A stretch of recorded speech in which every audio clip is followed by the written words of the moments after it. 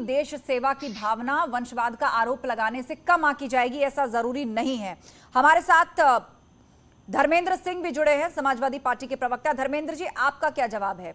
यहां पर उत्तर प्रदेश के विधानसभा चुनाव में 2 राजकुमारों की बात हुई। अखिलेश यादव को भी यही कहकर घेरा गया कि आप देख लीजिएगा कि पहले पार्टी का अध्यक्ष कौन था, जिस परिवार से, मौजूदा पार्टी का अध्यक्ष भी उसी परिवार से, और फ्यूचर में भी यही होने जा रहा है। देश से पहले परिवार की परवाह। और एक समय ऐसा था कि जब उत्तर प्रदेश में समाजवादी पार्टी की सरकार थी तो सरकार के अंदर ही लगभग 40 से ज्यादा पदों पर यादव परिवार के लोग ही काबिज थे, या जो सगे संबंधी थे या ताल्लुक रखते थे।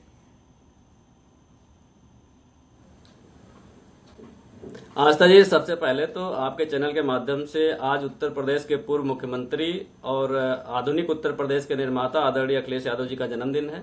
मैं आपके चैनल के माध्यम से उनको जन्मदिन की अनंत शुभकामनाएं देता हूं। उसके बाद जो आप कह रही हैं कि भारतीय जनता पार्टी का जो आरोप है, भारतीय जनता पार्टी खुद ही वंशवाद का बरगद है। अगर भारतीय जनता पार्टी ये मंथन हैदराबाद में करने जा रही है तो ये मंथन, इसका ये मंथन नहीं है। मैं आपको बताऊंगा अभी बाद में कौन सा मंथन है। इससे पहले मैं भारतीय जनता पार्टी के पीढ़ीवाद वंशवाद को मैं बता दूं, जिसको ये राष्ट्रवाद कहते हैं। स्वर्गीय आदरणीय कल्याण सिंह जी का नाम आप जानते होंगे, उनके बेटे जयवीर सिंह हैं और जयवीर सिंह जी के बेटे प्रदीप सिंह जी हैं। ये भारतीय जनता पार्टी का 3 पीढ़ी का वंशवाद है। राजनाथ सिंह के बेटे पंकज सिंह है, ये वंशवाद नहीं है, ये राष्ट्रवाद है क्या? अमित शाह जी के बेटे जय शाह हैं, ये वंशवाद नहीं है क्या? ये परिवारवाद नहीं है क्या? ये राष्ट्रवाद है क्या? अनुराग ठाकुर जी के पिताजी प्रेम कुमार धूमल जी, ये दोनों लोग वंशवाद नहीं है, तो राष्ट्रवाद है क्या?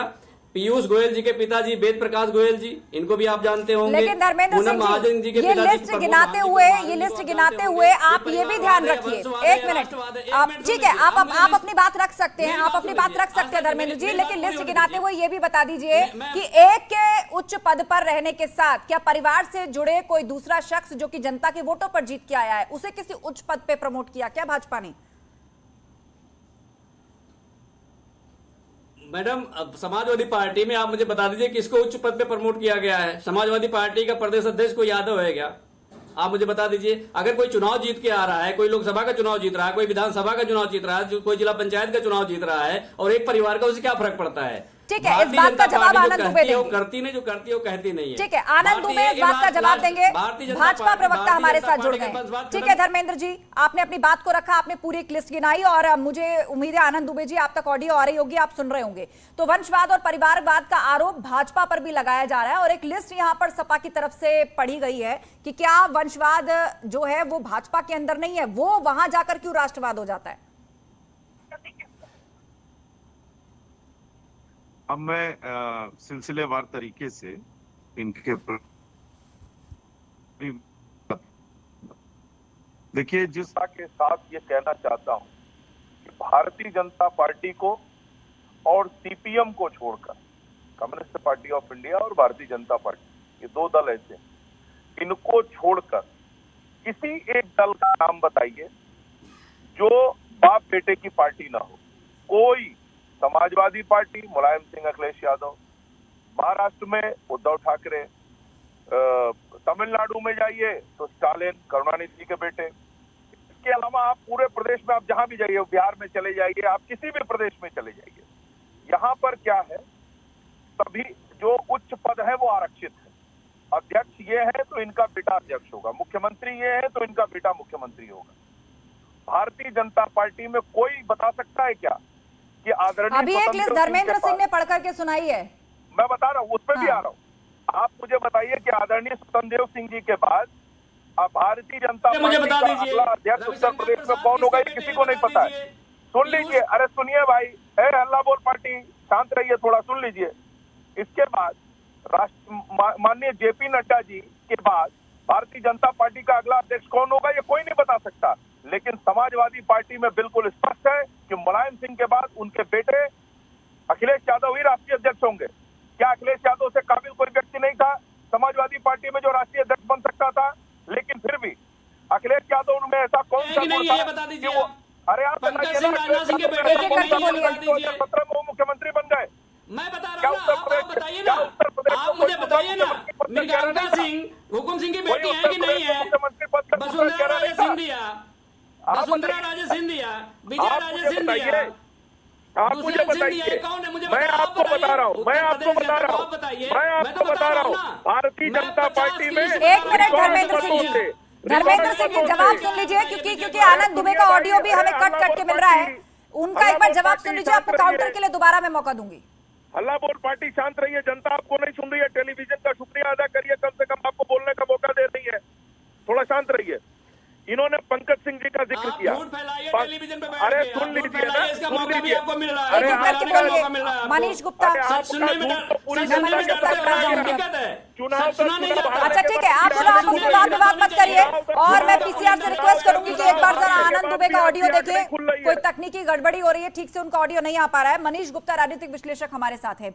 मनीष जी, भाजपा की इस रणनीति को आप किस तरह देखते हैं? क्या अभी से 2024 की जबरदस्त तैयारी भाजपा ने कर ली है?